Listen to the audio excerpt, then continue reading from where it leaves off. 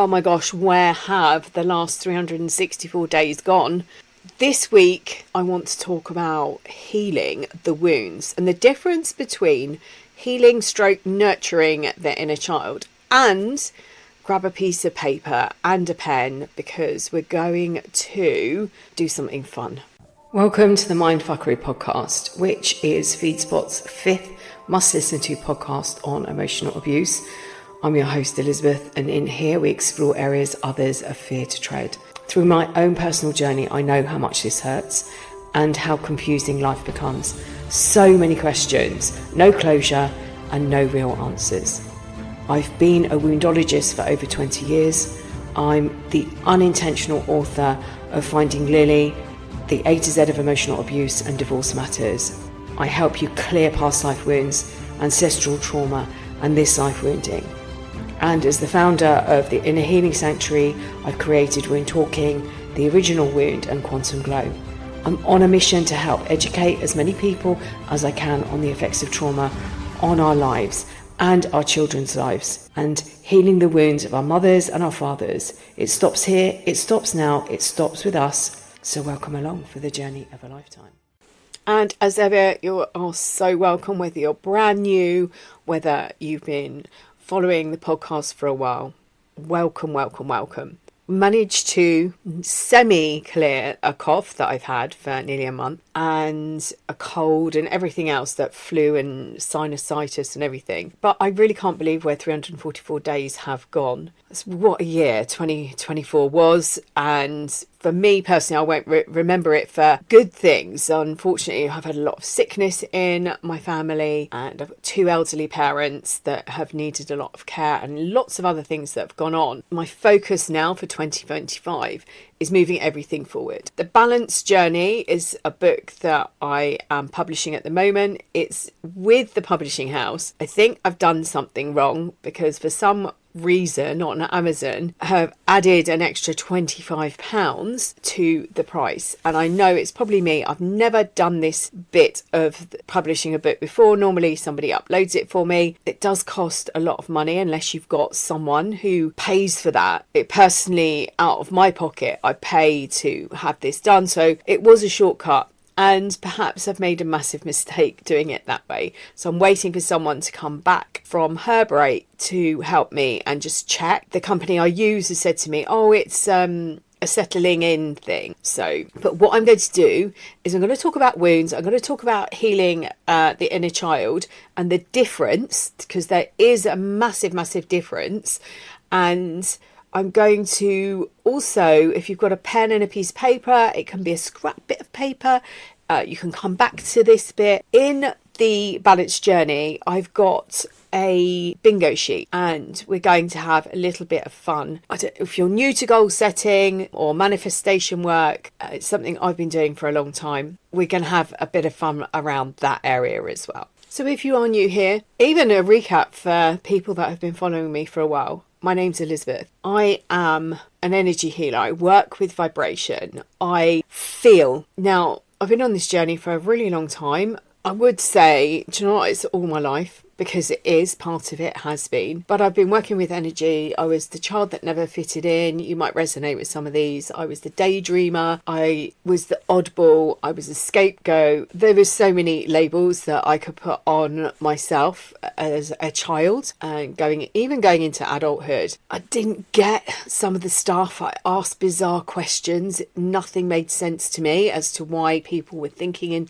certain ways. And then when my second child was born, my daughter, she cried a lot, and it took me 2 years and a magazine. It wasn't even an article, it was actually a letter I found in a magazine, and it was a thank you for this article. So I tried to find it. This is prior to the internet, or it was just launching, so this was around about 95, 96 I think, and I found this letter. And this letter was thanking for this article, this has changed my life. And it gave a telephone number for the osteopathic clinic in London. And I phoned them up the next day. I used to work really long hours. Not really long hours. I used to work till midnight. And then I had 3 children. One was at school and the other 2 were at home. There was only 16 months between the younger 2. And I groggily phoned this clinic up the next day. They changed my life in a way. She changed my life, opened me up to lots of different holistic healing methods. And they said to me, oh no, the waiting list was, I can't remember how many months, it was 6 months, maybe longer. Then the guy I was talking to said, is that her in the background? And I said yes. And he made me an emergency appointment and we were in within a week, I think, maybe 10 days. I can't remember now. It's such a long time ago. And that journey that I went on with trying to work out what it was that was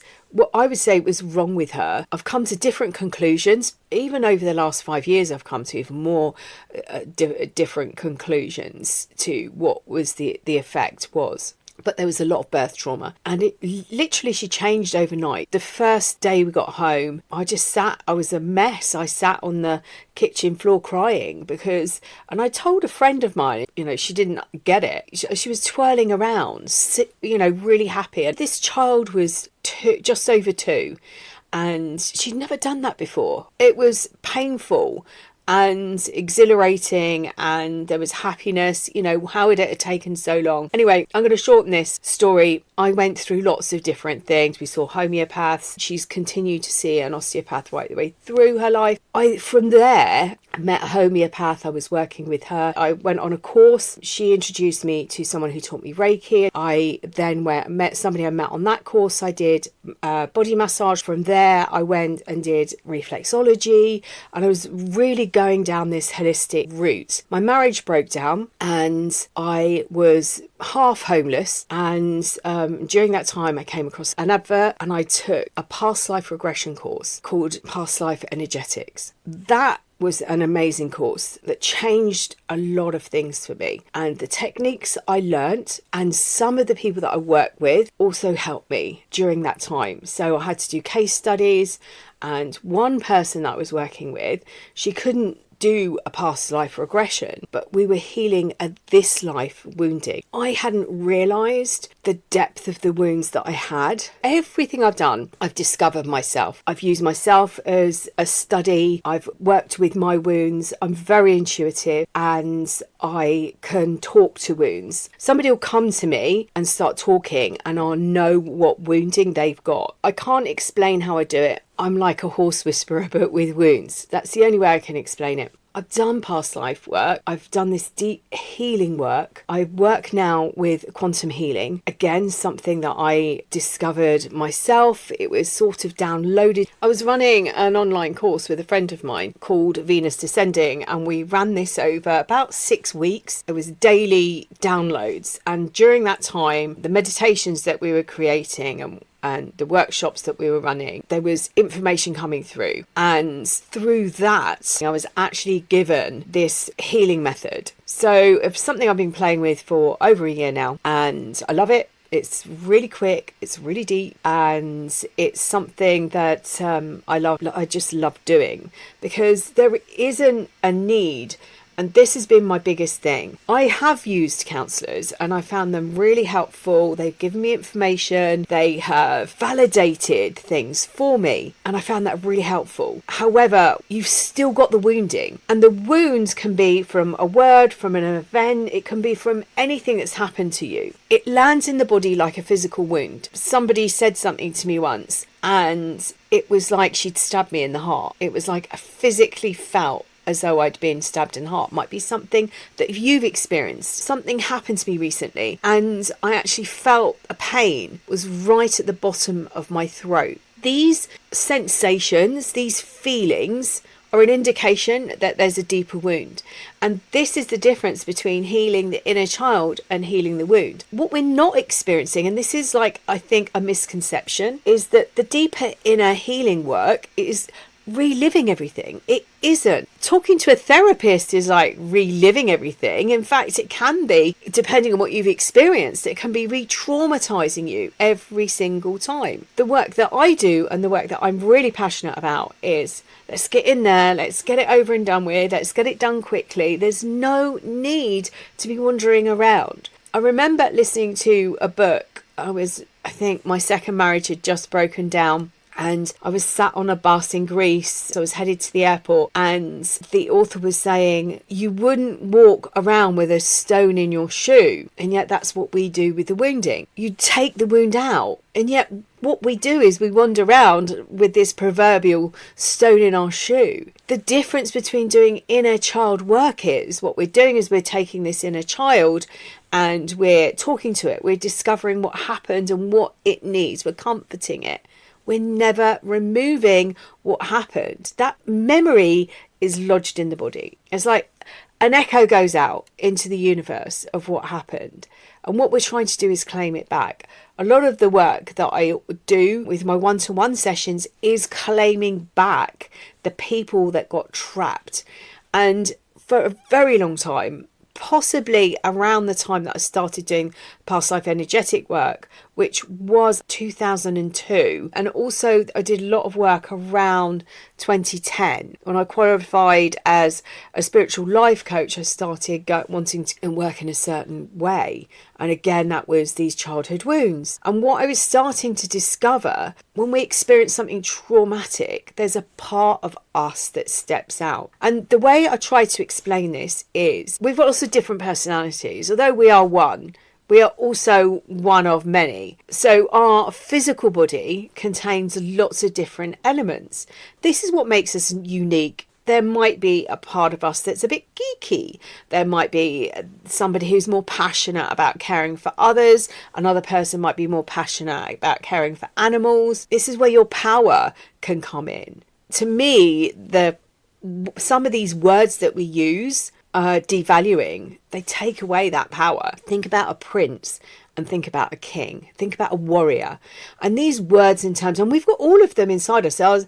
If you're female, it might be queen, but equally you might have a king inside you. And we'll have a king energy. I've got some videos that I've done, meditations. I've got a warrior meditation. I've got a jester meditation, a sage meditation. So that was one of my highest videos at one point on my YouTube channel. The lover meditation was another one. So I've got 4 of them. And this is using the power of the words and the energy within. And it's like, I talk about what the sage is and who she is and how we can tap into her energy. We've all got all of those inside us. But when I was studying during these times, 2002, particularly around 2010, I started to feel and realise that as we experience trauma, as we go through these events, there's part of our psyche, part of us breaks away. And it's done as a way of preserving who we are. It's like a version of you steps out of the body. And it was during that time that I started to use techniques to call these elements back in so that you can start to feel whole again. And then round about 2012, 2013, I started to work more on the ancestral line healing. So this is a trauma that's come through and has been passed down. And I say it's been passed down like a baton in a relay race. Your grandparents might have passed it on to your parents, who have passed it on to you. These are the words that we hear. This is the trauma that we take on through the generations. It might be that people like us don't do things like that. It might be that we have money issues and it's been passed on. It's only a few generations ago that there was a war. And rationing and scarcity was around. There was a lot of death. Children were taken out of their family units and placed in other family units. So they've been brought up for a period of time learning the rules of one tribe, and they're placed into another tribe learning a different set of rules. For some people, they thrived. For others, they didn't. There's trauma involved with that. There was a report by the Tavistock Institute. I can't remember how long ago it was written now. And that was comparing or writing about the trauma that happens by children going off to boarding school at a really young age, around about 6 years old, and also the effects of children being taken out of their family unit. There's an emotional disconnect. And then that child meets someone, they marry, maybe there's part of that themselves has been closed down. We've got 3 core wounds: abandonment, shame, and betrayal. Think about the abandonment of being taken out of your family unit and being put into a boarding school. As a child of 6 years old, how would it feel to be put in a room that you're sharing with? I've only got these visions in my head from films films and things like that. It might be that you only have small rooms, with 1 or 2 children, but you can get the idea of being taken out of what you perceive as security and being put into an unfamiliar environment. These echoes, this is what interests me so much. This is where the healing happens. This is where the deep work happens. I can nurture myself. Something happens to me and I think, oh, that's really upset me. Why am I feeling like that? It's the deep stuff. That's what I'm really interested in, because I can learn how to soothe myself. I can learn how to soothe my inner child. But when that happens again, my inner child's going to be out of sorts. I know how to look after it. It's always going to be there. And this is the difference between healing and removing that wound and claiming back all the missing parts, because that's a huge part of it. Claiming back all the elements of ourselves that stepped away as a way of self-preservation. It was the biggest point that I came to, was this is done for self-preservation, to preserve ourselves as being whole in that moment. And if we collect them all up, we then become a whole person. And some people have never felt that before. All you need is to be delivered into a unit that is completely unhealthy emotionally. Their wounds are running their lives. They're making the decisions. And you take on that. They become your wounds. It's second nature to you. You don't know any different. And this to me is why it's so important to do this work. But we can have fun along the way. And as I said, it isn't painful. I found more painful stuff was talking about it, but it was like being a child with a shape sorter. I had all this stuff in front of me and I was able to sort some of this out. And that's what I did get out of doing some counselling. I was also opened up to various terms that I wasn't aware of. And I was like, wow, okay, makes so much sense now. So it gave me an opportunity to explore. It might be that you don't want an opportunity to explore. So when something comes up, reach out, we can clear it and do it really quickly. That is where the healing is. It's in the emotion, the vibration within the body. We need to be vibrating on a higher level. Trauma keeps us in a dark, dense energy, and we need to be singing. We need to be vibrating in a different way. And it's really powerful and it's really exciting. So if you've made it this far through the podcast, congratulations. This is where it's going to get a little bit exciting. So whether you're new to goal setting and manifestation, or this is something you've been doing for a long time, I might be able to share some different techniques. I recently wrote The Balanced Journey, which is a book which I'm publishing at the moment. I was hoping it would be ready, but it's showing as a really expensive price. I don't know what I've done, so I'm not going to push that bit at the moment. In there, I've got a bingo sheet, and what I want you to do is I want you to get a piece of paper and a pen. It can be any size. It can be a scrap piece of paper at the moment. You can transfer it then onto something. You might want to decorate it. You might want to do something else with it. Divide it into 16 squares, or you might want to divide it into 12. It's entirely up to you. It's your thing. And then this isn't in the book, this technique. It's something I discovered, and I possibly could have put it in there. I don't know why I didn't, to accompany the bingo sheet, but I just didn't. I saw a TikTok video by someone called Jesse Itzler, who's an entrepreneur, author and athlete, and he says this is how you can transform your year. And he says he uses the Misogi technique, and that's picking one year defining activity. So that could be running a marathon, it could be launching a podcast, it could be quitting smoking, it could be leaving a relationship, it could be changing jobs, it could be creating a business, it could be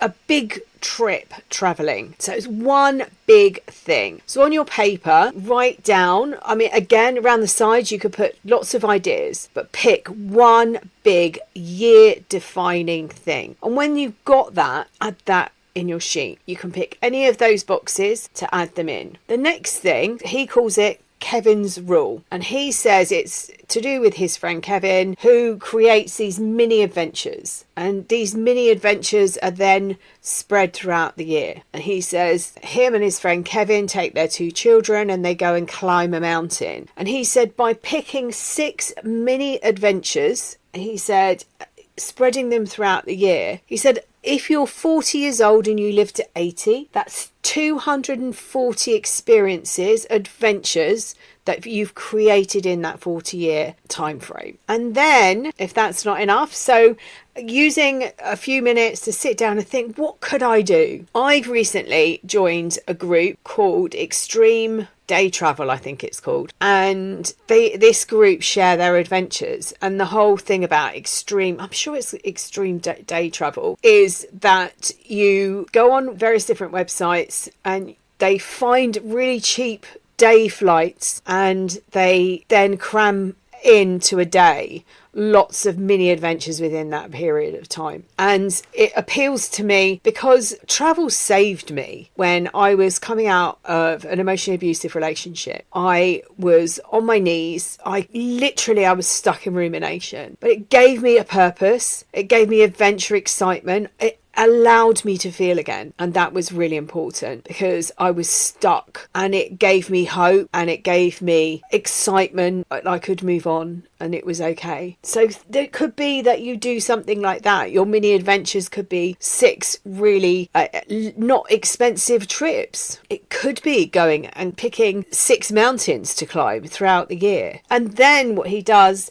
is he says, pick winning habits. So it could be that you decide to meditate. It might be that you decide you're never going to be late picking the kids up from school again. It might be that you decide you're going to stop biting your nails. Pick a habit and do 1 a quarter. So just to recap, we've got a piece of paper. As I said, you can just scribble stuff out on it at the moment, and then you can transfer it. It could be that you transfer it and create something by hand or on Canva or something like that and print it out. So we've got 1 year defining thing. Then play around with these. It might be that, do I want to run a marathon? Do I want to do 1 big trip? Do 1 thing that will define 2025 for you. Then we've got 6 mini adventures. That could be going to the beach 6 times during the year. It could be, finding a forest, an enchanted forest or something like that. It's yours. Do what you want. 6 mini adventures throughout 2025. And then 1 habit a quarter. I like this one because some things will work for you for a certain period of time, and then as you change, you might need something else. It might be that you start journaling for 1 quarter, meditating for another quarter, grounding another quarter. See how they impact your life. It might be that you're adding in these habits. It could be that you promise never to be late picking the children up from school, that you decide that your habit for this quarter is that you're going to make fresh food from scratch at least once or twice or 3 times a week. It might be that you change your diet, that you pull out sugar for a quarter and see what that does. It might be that you join a gym. It might be that you take up running, couch to 5k. I don't know where you are on your journey. This is your adventure. Life should be passionate. Living life with purpose is when we connect to the soul, to what lights us up, what fires us, what gets us jumping out of the bed in the morning, what gives us or leads us to live a healthy life, trauma and drama free. I hope this has been helpful to you, coming along on a bit of a journey for me. Let's look forward over the next 365 days. Let's see where we are, see what you can create. And if you can do this year on year on year, think of the passion. And as I said, travel saved me. What can you do to change your life? As always, I'm sending you loads and loads of love. Until next time.